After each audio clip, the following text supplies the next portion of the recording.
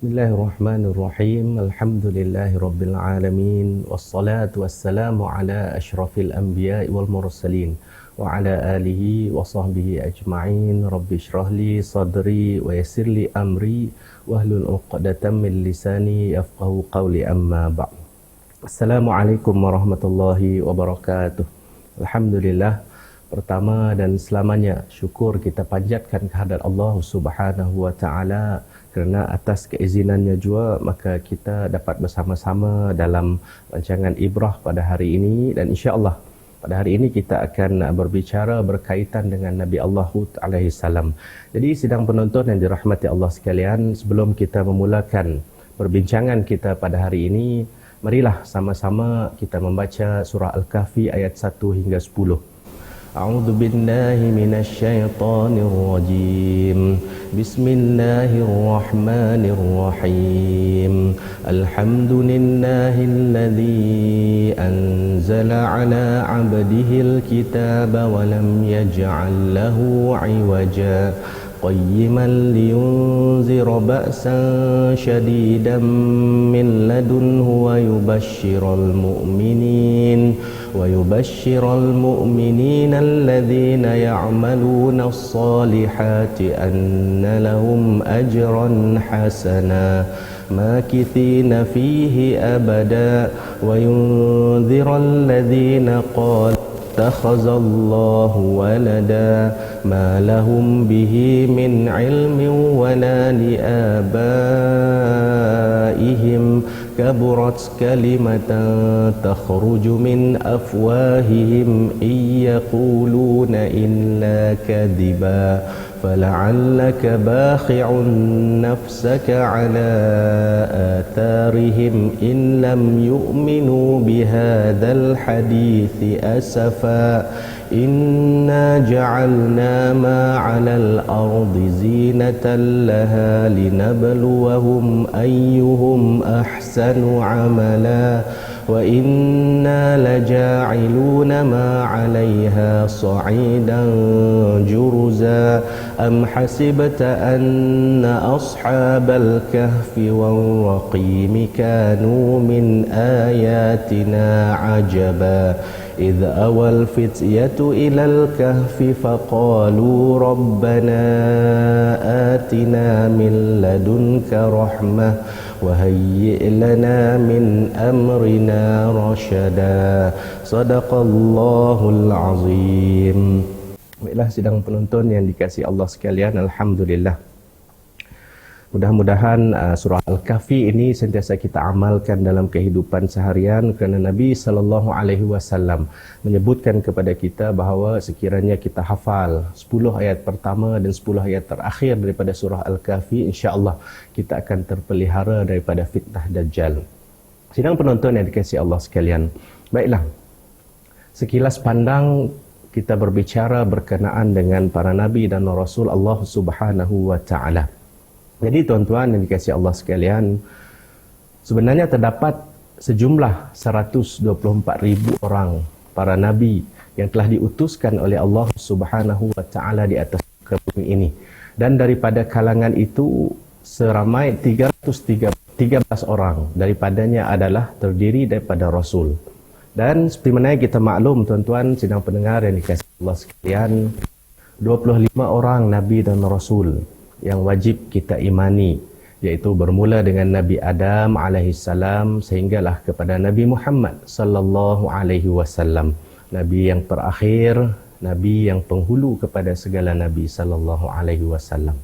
Jadi hari ini insya-Allah kita akan mengupas serba sedikit berkaitan dengan Nabi Allah Hud alaihi salam, iaitu nabi yang terletak dalam turutan nombor 3 daripada jumlah para nabi dan rasul yang wajib kita imani, iaitu Adam, Idris, Nuh dan juga Nabi Hud alaihi salam. Dan daripada kalangan 25 orang nabi dan rasul ini, sidang pendengar dan kasih Allah sekalian, sidang penonton sekalian, 5 orang daripadanya adalah rasul ataupun nabi yang disebut sebagai rasul ulul azmi, iaitulah Nabi Musa alaihi salam, Nabi Nuh alaihi salam, Nabi Ibrahim alaihi salam, Nabi Isa alaihi salam dan juga Nabi Muhammad sallallahu alaihi wasallam. Jadi sidang penonton sekalian, kenapakah mereka ini digelar sebagai rasul ulul azmi? Antaranya adalah mereka yang berlima ini adalah mereka yang diberikan cobaan, diberikan ujian, diberikan cabaran yang maha dahsyat daripada Allah Subhanahu wa taala, dan tahap kesabaran mereka ini juga sidang penonton sekalian sangat tinggi, yang mana mereka ini betul-betul diuji oleh Allah Subhanahu wa taala, dan natijahnya mereka dikenali sebagai 5 orang rasul ulul azmi yang wajib kita ketahui.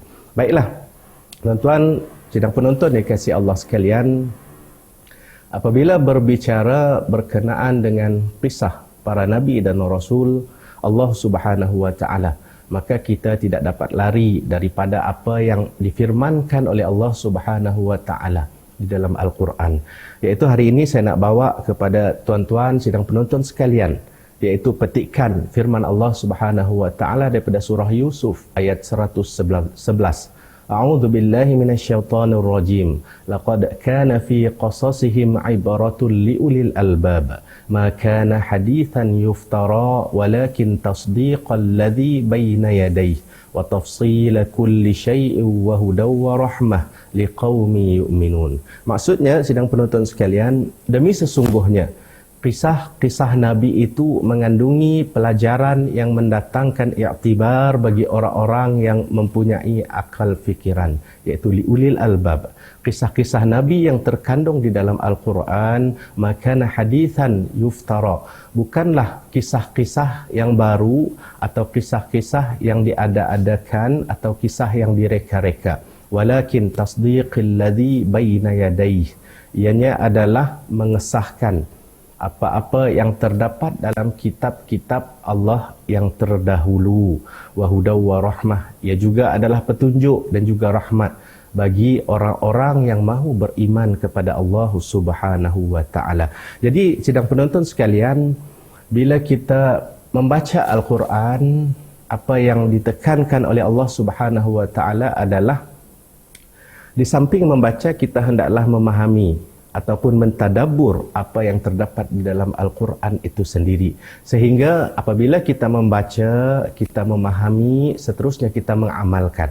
Dan kita mengambil pengajaran daripada apa-apa yang disampaikan oleh Allah Subhanahu wa taala dalam Al-Quran.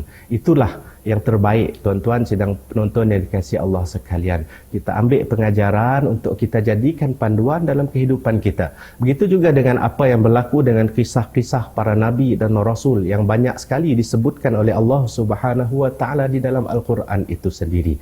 Bukannya Al-Quran itu sekadar kita baca semata-mata, tetapi hendaklah kita memahami isi kandungannya, ambil iktibar, jadikan panduan dalam kehidupan kita.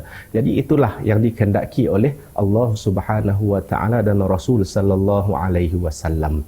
Dan seperti yang saya sebutkan tadi sidang penonton sekalian, Nabi Hud adalah nabi yang keempat daripada 25 orang nabi dan rasul yang wajib kita imani di dalam yang disebutkan oleh Allah Subhanahu wa taala di dalam Al-Quran.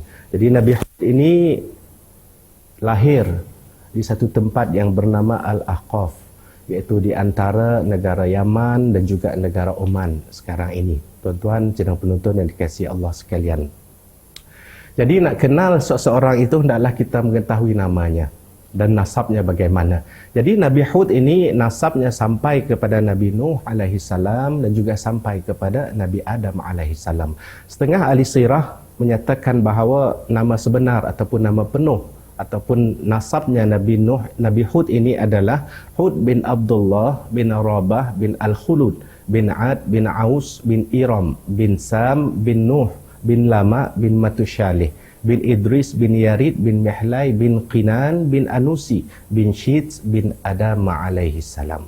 Jadi nasabnya ini sampai kepada Nabi Allah Adam alaihi salam, bapa kepada segala manusia, bapa kepada kita semua insya-Allah.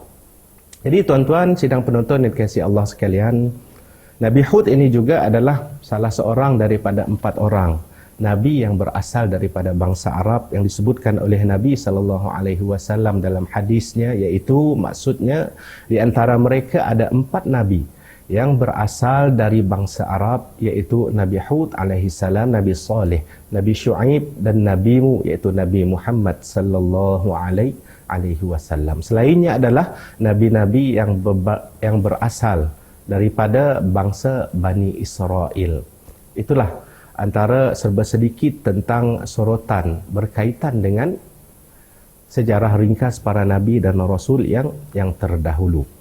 Jadi tuan-tuan, para nabi dan rasul ini adalah manusia yang sangat dekat kedudukannya dengan Allah Subhanahu wa taala, tinggi nilaian takwa mereka di samping Allah Subhanahu wa taala.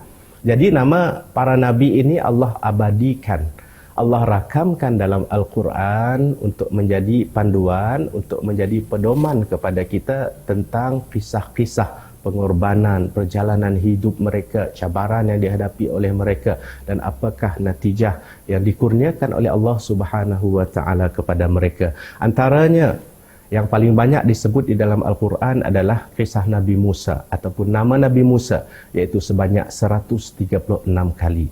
Disusuli pula oleh Nabi Ibrahim sebanyak 69 kali dan kemudiannya Nabi Yusuf sebanyak 58 kali. Dan Nabi Hud yang kita nak ceritakan pada hari ini disebut oleh Allah Subhanahu wa taala sebanyak 7 kali di dalam Al-Quran. Jadi begitulah, apabila tinggi nilainya kita di sisi Allah Subhanahu wa taala, maka Allah akan memuliakan kehidupan kita, Allah akan memberikan satu kelebihan yang tidak Allah berikan kepada insan-insan yang lain.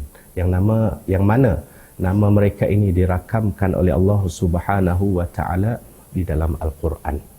Jadi itu Nabi Hud alaihi salam.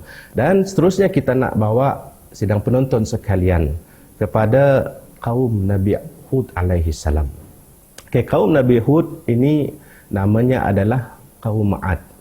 Kaum Ad ini juga berasal daripada Al-Ahqaf, iaitu sama tempatnya dengan Nabi Hud alaihi salam. Dan kaum Ad ini adalah antara kaum yang sangat terkenal di dalam Al-Quran, yang banyak diceritakan oleh Allah Subhanahu wa taala di dalam Al-Quran.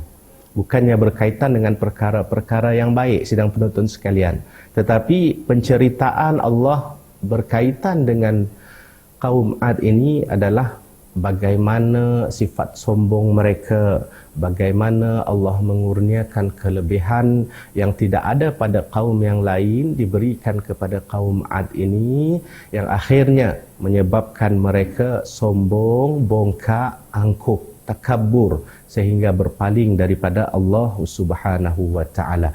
Dan pengutusan Nabi Allah Hud kepada kaum Ad ini dirakamkan juga oleh Allah Subhanahu wa taala dalam satu surah, iaitu surah Hud. Ada surah Hud dalam Al-Quran bersempena dengan nama Nabi Allah Hud alaihi salam. Dalam surah Hud ayat 50 Allah Subhanahu wa taala berfirman, A'udzu billahi minasyaitonir rajim. Wa ila 'adin akhahum huda qala ya qaumi ibudullaha ma lakum min ilahin ghairihi in antum illa muftarun. Maksudnya, dan kepada kaum Ad kami utus saudara mereka Hud. Dia berkata, wahai kaumku, sembahlah Allah, tidak ada Tuhan bagimu selain Allah. Kamu hanya mengada-ngadakan sesuatu.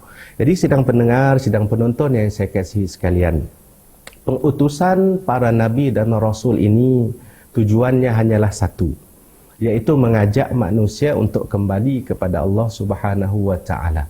Mengajak kita kembali kepada fitrah kita, iaitu menyembah Allah Subhanahu wa taala. Yang mana kalau kita lihat dalam kisah Nabi Nuh, umat Nabi Nuh yang terdahulu, bagaimana Allah menenggelamkan umat Nabi Nuh ini dalam banjir besar yang tidak pernah difikirkan oleh akal manusia.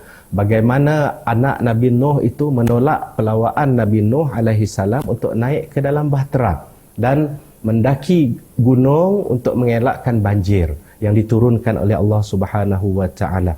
Tetapi kekuasaan Allah itu sangat luas, sangat hebat, sangat besar. Bagaimana air yang turun daripada langit dan air yang timbul daripada bumi itu akhirnya menenggelamkan segala apa yang ada di muka bumi. Maka terhapuslah umat ataupun umat kaum Nabi Nuh alaihi salam. Jadi begitulah yang diceritakan oleh Allah Subhanahu wa taala. Kita lihat bagaimana Nabi Hud ini, jalur keturunannya ini adalah daripada 3 orang anak Nabi Nuh yang terselamat dalam peristiwa banjir besar kepada kaum Nabi Nuh alaihi salam. Iaitu anak Nabi Nuh ini ada 5. Seorangnya tidak diketahui namanya, seorangnya bernama Yam, Sam, Ham dan juga Yafith. Jadi yang tidak diketahui namanya ini tidak terlibat dalam peristiwa banjir besar yang berlaku ke atas kaum Nabi Nuh. Manakala Yam ini adalah anak tua Nabi Nuh alaihi salam, dan Yam inilah yang menolak untuk beriman dan kepada Allah Subhanahu wa taala dan juga beriman kepada Nabi Nuh alaihi salam. Akhirnya Yam ini mati di dalam peristiwa banjir besar yang berlaku pada ketika itu. Adapun anak Nabi Nuh yang selamat ini namanya Sam, Ham dan juga Yafis. Jadi Nabi Hud alaihi salam ini jalur nasabnya sampai kepada Sam bin Nuh alaihi salam. Jadi ianya adalah keturunan kepada Nabi Nuh alaihi salam. Disebutkan lagi dalam Al-Quran surah As-Saffat ayat 77, A'udzu billahi minasyaitonir rajim wa ja'alna dzurriyyatahu humul baqin. Jadi ayat ini menjelaskan kepada kita bahawa keturunan yang ada pada hari ini adalah keturunan daripada anak-anak Nabi Nuh alaihi salam, iaitu Sam, Ham dan juga Yafis. Adapun orang-orang yang beriman yang sama-sama menaiki bahtera yang dibina oleh Nabi Nuh itu semuanya tidak ada keturunan. Yang ada keturunan hanyalah Sam, Ham dan juga Yafis. Jadi berkaitan dengan kisah Nabi Hud alaihi salam ini, iaitu kaum Ad. Kaum Ad ini diberikan kelebihan yang tidak ada pada kaum-kaum yang lain. Yang mana Allah mengurniakan tubuh badan yang sangat besar kepada kaum Ad ini. Diberikan fizikal yang sangat besar, sasa tubuhnya, kuat tenaganya, tinggi orangnya dan besar badannya. Ini yang diberikan kepada kaum Ad ini yang dikurniakan oleh Allah Subhanahu wa taala. Mereka juga diberikan umur yang panjang. Badan mereka tinggi dan buktinya dilihat daripada bangunan-bangunan yang dibina oleh kaum Ad ini. Kaum Ad ini Allah Subhanahu wa taala rakamkan di dalam surah Al-A'raf ayat 69 yang bermaksud, apakah kamu tidak percaya dan hairan bahawa datang kepadamu peringatan dari Tuhanmu yang dibawa oleh seorang laki-laki di antaramu untuk memberi peringatan kepadamu, dan ingatlah oleh kamu sekalian di waktu Allah menjadikan kamu sebagai pengganti-pengganti yang berkuasa sesudah lenyapnya kaum Nuh, dan Tuhan telah melebihkan kekuatan tubuh dan perawakanmu daripada kaum Nuh itu. Maka ingatlah nikmat-nikmat Allah supaya kamu mendapat keberuntungan. Jadi ayat ini sidang penonton sekalian, Allah menjelaskan bahawa fizikal kaum Ad ini adalah lebih besar daripada fizikal kaum Nabi Nuh alaihi salam.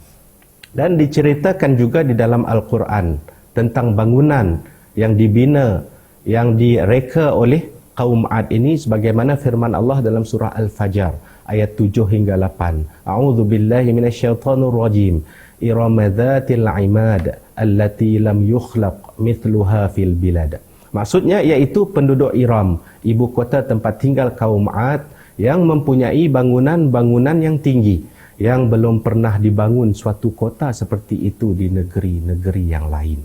Jadi di sini kita lihat sidang penonton sekalian bagaimana kelebihan yang diberikan oleh Allah Subhanahu wa taala kepada kaum Ad ini. Mereka mencipta bangunan-bangunan yang tinggi, bangunan-bangunan yang indah, bangunan-bangunan yang megah yang tidak ada ataupun tidak pernah dicipta oleh kaum-kaum yang selain daripada kaum Ad ini. Selain itu sidang pendengar, sidang penonton yang dikasihi Allah sekalian, mereka ini juga Allah anugerahi dengan akal yang bijak. Selain daripada kekuatan fizikal yang saya sebutkan tadi, jadi mereka ini adalah kaum yang sangat terkenal dan mereka sangat disegani oleh suku-suku kaum yang lainnya pada ketika itu. Jadi rumah-rumah mereka dibina daripada Bukit Bukau ataupun Gunung Ganang. Mereka tebuk, mereka buat menjadi bangunan yang sangat cantik, bangunan yang tinggi, bangunan yang sangat indah, sangat megah.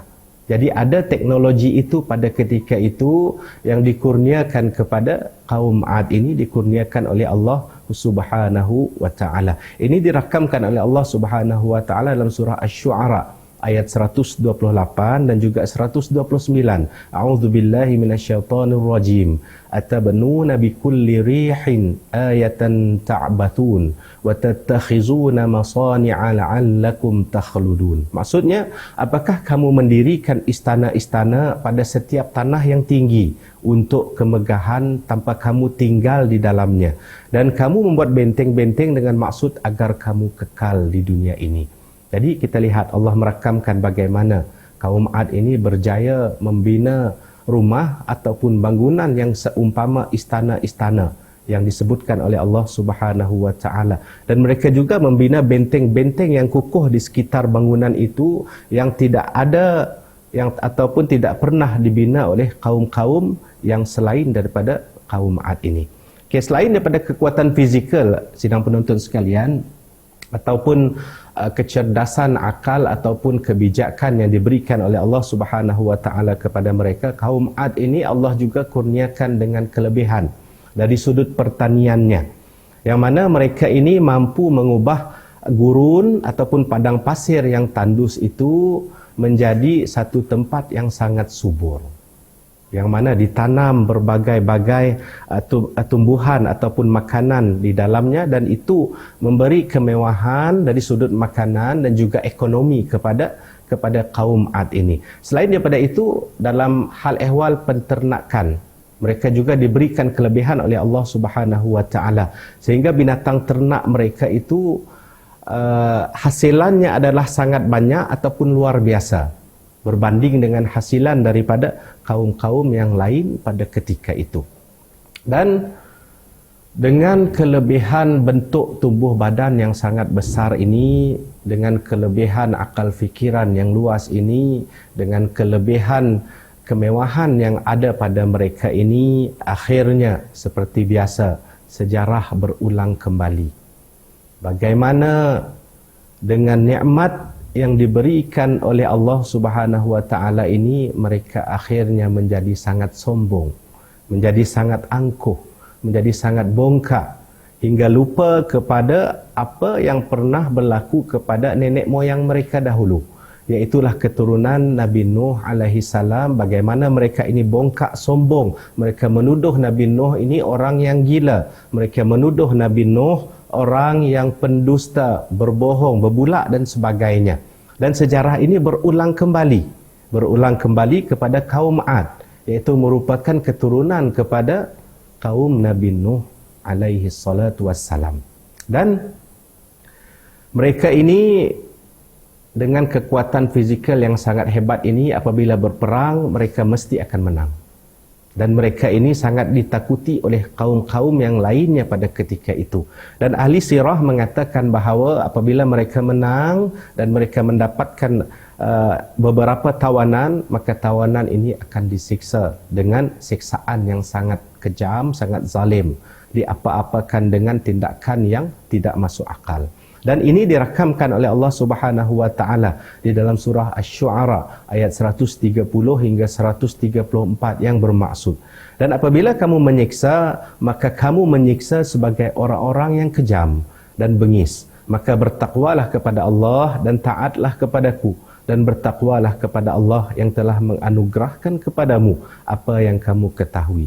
Dia telah menganugerahkan kepadamu binatang-binatang ternak dan anak-anak, dan kebun-kebun dan mata air. Jadi ayat ini menjelaskan kepada kita tindakan kejam yang dilakukan oleh kaum Ad ini terhadap tawanan perang yang telah mereka tewaskan. Dan puncak daripada kesombongan, keangkuhan dan lupanya kaum Ad ini kepada Allah Subhanahu wa taala adalah dengan mereka menggunakan tangan mereka sendiri mencipta 3 patung berhala yang besar yang disebutkan ahli sirah, antara namanya adalah Syamud, Syada dan juga Al-Habaq. Dibina 3 patung berhala yang besar ini, dan patung berhala ini akhirnya mereka sembah dan mereka anggap patung berhala ini sebagai Tuhan mereka. Jadi ahli sirah menyatakan bahawa kaum Ad ini adalah kaum yang pertama syirik kepada Allah, iaitu menyembah berhala selepas daripada peristiwa banjir besar yang berlaku kepada kaum Nabi Nuh alaihi salam. Jadi tuan-tuan bayangkan bagaimana mereka diberikan kelebihan oleh Allah Subhanahu wa taala, akhirnya kelebihan itu menyebabkan mereka mengakui bahawa kelebihan itu adalah datangnya daripada diri mereka sendiri dan juga datangnya ataupun kurniaan daripada patung-patung berhala yang mereka cipta dengan tangan mereka sendiri. Tapi mereka mengakui patung-patung berhala ini sebagai Tuhan. Dan itulah peristiwa syirik yang pertama kepada Allah Subhanahu wa taala selepas daripada peristiwa banjir besar yang melanda kaum Nabi Nuh alaihi salam. Jadi melihatkan kepada perkara ini, kemaksiatan, kemungkaran, kekufuran yang dilakukan oleh kaum Ad ini, maka Allah Subhanahu wa taala mengutuskan Nabi Hud alaihi salam, iaitu daripada kalangan kaum Ad sendiri, untuk berdakwah, mengajak kaum Ad yang sombong, angkuh, bongkak, takabur ini untuk kembali kepada Allah Subhanahu wa taala dan meninggalkan penyembahan berhala-berhala yang mereka cipta dengan tangan-tangan mereka sendiri. Jadi dalam Al-Quran Allah merakamkan banyak dialog di antara Nabi Hud alaihi salam dan juga kaum Ad ini. Antaranya adalah surah Al-A'raf ayat 65, a'udzu billahi minasyaitonir rajim, wa ila 'adin akhahum huda qala ya qaumi ibudullaha ma lakum min ilahin ghairih in antum illa muftarun. Maksudnya, dan kami telah mengutus kepada kaum Ad saudara mereka Hud, ia berkata, hai kaumku, sembahlah Allah, sekali-kali tidak ada Tuhan bagimu selain daripada Allah, maka mengapa kamu tidak bertakwa kepadanya? Dan kaum Ad bertanya kepada Nabi Hud alaihi salam, siapa kamu? Siapakah kamu Nabi Hud? Siapakah kamu Hud? Sehingga kamu berani mengajak kami untuk menyembah Allah, kamu berani mengajak kami untuk meninggalkan kami menyembah berhala yang telah disembah oleh nenek-nenek moyang kami yang terdahulu. Maka dalam hal ini Hud menjawab sebagaimana yang dirakamkan di dalam Al-Quran dalam surah Asy-Syu'ara ayat 125 hingga 126. A'udzu billahi minasyaitonir rajim. Inni lakum rasulun amin. Fattaqullaha wa athi'un. Maksudnya, sesungguhnya aku adalah rasul yang dapat dipercaya bagi kamu. Oleh kerana itu bertakwalah kamu kepada Allah dan taatilah daku. Maka mendengar apa yang diucapkan oleh Nabi Hud ini, kaum Ad sebaliknya membantah dengan perkataan yang kasar, sombong, dan mereka ini juga mengejek, menghina-hina Nabi Hud alaihi salam dan mengatakan Nabi Hud adalah seorang pendusta, sama seperti apa yang dikatakan oleh kaum Nabi Nuh, iaitu nenek moyang mereka terdahulu. Ini dirakamkan oleh Allah Subhanahu wa taala dalam surah Al-A'raf ayat 66. A'udzu billahi minasyaitonir rajim. Qala al-mala'u alladhina kafaru min qaumih inna lanaraka fi safahati wa inna lanazunnuka minal kadhibin. Maksudnya, pemuka-pemuka kafir itu dari kaumnya berkata, sesungguhnya kami benar-benar memandang kamu dalam keadaan kurang akal, dan sesungguhnya kami menganggap kamu termasuk orang-orang yang kadhibin, yaitu orang-orang yang pendusta. Di sini Allah rakamkan dua perkataan yang sangat keji yang dilontarkan kepada Nabi Hud alaihi salam, dan perkataan ini juga berulang-ulang kali Allah sebut di dalam Al-Quran bagaimana kaum-kaum yang ingkar ini mengejek, menghina para nabi dan rasul, iaitulah perkataan kurang akal dan juga seorang pendusta ataupun pembohong. Dan mendengar ini Nabi Hud menjawab perkataan kaum Ad sebagaimana yang dinukilkan oleh Allah Subhanahu wa taala di dalam Al-Quran juga, yang bermaksud Hud menjawab, wahai kaumku, bukan aku kurang waras, Tetapi aku ini adalah utusan dari Tuhan semesta alam. Aku menyampaikan kepadamu amanat-amanat Tuhanku, dan aku hanyalah pemberi nasihat yang terpercaya bagimu. Jadi kita lihat dalam ayat ini bagaimana peribadi Nabi dan Rasul itu, khususnya dalam ayat ini berkaitan dengan Nabi Hud alaihi salam. Nabi Hud diejek dengan kata-kata yang kasar, dikeji dengan kata-kata pendusta, kurang akal, pendek akal dan sebagainya. Tetapi Nabi Hud tetap membalas dengan kata-kata yang baik, yang hikmah, yang melembutkan hati kaum Ad ini. Tetapi tidak lembut-lembut juga hati kaum Ad ini terhadap dakwah yang dibawa oleh Nabi Hud alaihi salam.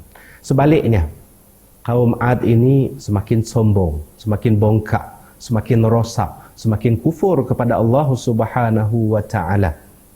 Dan lebih dahsyat lagi, mereka ini mengatakan bahawa berhala-berhala yang mereka sembah itu, iaitu tuhan-tuhan mereka itulah yang menjadikan Nabi Hud sebagai orang yang gila ataupun kurang akalnya. Ini dinukilkan juga oleh Allah Subhanahu wa taala di dalam Al-Quran, surah Hud ayat 53 hingga 54. Mereka berkata, "Wahai Hud, engkau tidak mendatangkan suatu bukti yang nyata kepada kami, dan kami sekali-kali tidak akan meninggalkan sembahan-sembahan kami kerana perkataanmu, dan kami sekali-kali tidak akan mempercayai kamu. Kami hanya mengatakan bahawa sebahagian sembahan kami telah menimpakan penyakit gila atas dirimu." Dia Hud menjawab, "Sesungguhnya aku bersaksi kepada Allah, dan saksikanlah olehmu sekalian bahawa sesungguhnya aku berlepas diri daripada apa yang kamu persekutukan." Jadi sidang penonton yang dikasihi Allah sekalian, kemuncak daripada kekufuran kaum Ad ini adalah bila mana mereka mencabar Nabi Hud alaihi salam. Sama juga kisahnya dengan para nabi dan rasul yang terdahulu. Mereka mencabar Nabi Hud alaihi salam supaya didatangkan azab daripada Allah Subhanahu wa taala untuk menimpa mereka. Padahal mereka ini telah bersedia dengan benteng-benteng yang kukuh, bangunan-bangunan yang kukuh. Jadi mereka meminta kepada Nabi Hud, datangkanlah azab daripada Allah kepada kami. Dan pada permulaannya Allah Subhanahu wa taala menguji kaum Ad ini setelah menerima cabaran daripada kaum Ad ini dengan mendatangkan kemarau yang panjang. Iaitu setengah ahli sirah mengatakan hujan tidak pernah turun di Al-Ahqaf selama 3 tahun. Dan akibatnya segala binatang ternak mereka mati, segala tumbuh-tumbuhan mereka mati, dan mereka kekurangan air. Dan apabila berlakunya kemarau ini, mereka ini pergi ke Mekah. Pergi ke Mekah. Sebahagian ahli sirah menyebutkan seramai 70 orang penduduk kaum Ad ini pergi ke Mekah pada ketika itu untuk memohon kepada Tuhan berhala mereka supaya diturunkan hujan. Dan Allah Subhanahu wa taala pada ketika itu memberikan pilihan kepada mereka, sama ada awan merah, awan hitam ataupun awan putih. Jadi mereka ini memilih awan hitam. Dan apabila Allah Subhanahu wa taala datangkan awan hitam di bumi Ahqaf ini, mereka sebaliknya bersorak gembira. Suka hati si Datuk bila nanggap awan hitam datang. Mereka menyangkakan bahawa awan hitam ini akan membawa hujan yang lebat. Setelah 3 tahun hujan tidak turun di bumi Ahqaf ini. Tetapi sebaliknya, sidang penonton yang dikasihi Allah sekalian, awan hitam ini adalah awan yang membawa kemusnahan. Awan yang menghancurkan kaum Ad ini.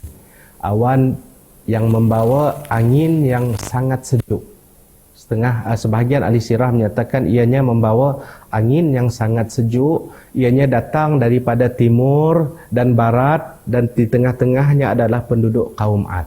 Jadi penduduk kaum Ad ini dihimpit oleh awan angin deras yang sejuk ini sehingga mereka hancur menjadi habuk, ataupun tidak ada apa-apa lagi yang tinggal daripada kaum Ad ini akibat daripada angin kuat yang dibawakan oleh awan hitam itu tadi. Sebab itulah tuan-tuan sidang penonton yang dikasihi Allah sekalian, peristiwa ini kita dapat lihat bagaimana dalam satu kisah Aisyah radhiyallahu anha, ia memerhatikan Rasulullah apabila adanya awan hitam yang bergumpal di udara, maka Rasulullah akan berulang-alik dalam keadaan yang tidak selesa. Awan hitam.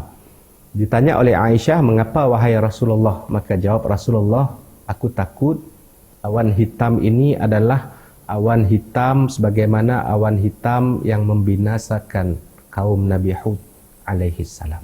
Jadi itu yang diceritakan oleh Aisyah radhiyallahu anha. Dan sebahagian ahli sirah juga menyebutkan bagaimana angin yang dibawa oleh awan hitam ini menyebabkan penduduk kaum Ad ini terapung-apung di udara. Terapung-apung di udara dan dihempaskan kembali ke bumi. Sehingga berkecai tubuh badan mereka. Inilah yang diumpamakan oleh sebagian ahli sirah sebagai pohon tamar yang botak kepalanya. Bagaimana mereka ini diangkat oleh angin ini, kemudiannya dihempas ke bumi dan hancur berkecai, tidak ada apa-apa lagi yang tinggal bagi mereka. Jadi itulah balasan yang diberikan oleh Allah Subhanahu wa taala kepada kaum Ad ini. Satu kaum yang sepatutnya mereka menggunakan kelebihan yang diberikan oleh Allah Subhanahu wa taala ini untuk menyebarluaskan agama Islam, ataupun untuk mereka lebih beriman dan bertakwa kepada Allah Subhanahu wa taala, tetapi sebaliknya mereka sombong, angkuh, bongkak dan juga takabur sehingga sanggup mensyirikkan Allah Subhanahu wa taala, menyembah berhala selepas ratusan tahun daripada kaum Nabi Nuh alaihi salam. Jadi sejarah kaum Ad ini dicatatkan oleh Allah Subhanahu wa taala di dalam Al-Quran, tidak lainnya adalah untuk kita jadikan iktibar dan juga pedoman dan juga panduan. Tapi kalau kita lihat kaum-kaum selepas kaum Nabi Hud pun masih lagi melakukan perkara yang sama. Kaum Nabi Musa umpamanya, kaum Nabi Saleh umpamanya, bahkan kaum Nabi Muhammad sallallahu alaihi wasallam. Cuma kita beruntung tuan-tuan, sebab Allah Subhanahu wa taala memberikan kelebihan kepada kita umat Nabi Muhammad. Allah tidak akan menurunkan azab secara terus kepada umat Nabi Muhammad sallallahu alaihi wasallam sebagaimana yang diberikan kepada umat-umat yang terdahulu. Jadi tuan-tuan, dalam peristiwa angin ini Nabi Hud dan sebahagian orang yang beriman diselamatkan oleh Allah Subhanahu wa taala, dan kaum-kaum yang ingkar ini, kaum Ad yang ingkar ini hancur lebur, dipusing oleh angin ataupun dihempas oleh angin ataupun dihimpit oleh angin yang didatangkan oleh Allah Subhanahu wa taala ini. Jadi tuan-tuan, begitulah antara kisah Nabi Hud dan kaum Ad ini, yang mana antara ibrah yang boleh kita ambil daripada Nabi Hud alaihissalam ini adalah yang pertamanya, tubuh yang sihat ataupun harta benda yang banyak ataupun segala macam keindahan yang ada pada kita di dunia ini bukanlah milik kita dan bukanlah yang membolehkan kita ini bongkak ataupun sombong semasa hidup di muka bumi. Sebaliknya, ianya hendaklah kita gunakan untuk kita lebih mendekatkan diri kepada Allah Subhanahu wa taala.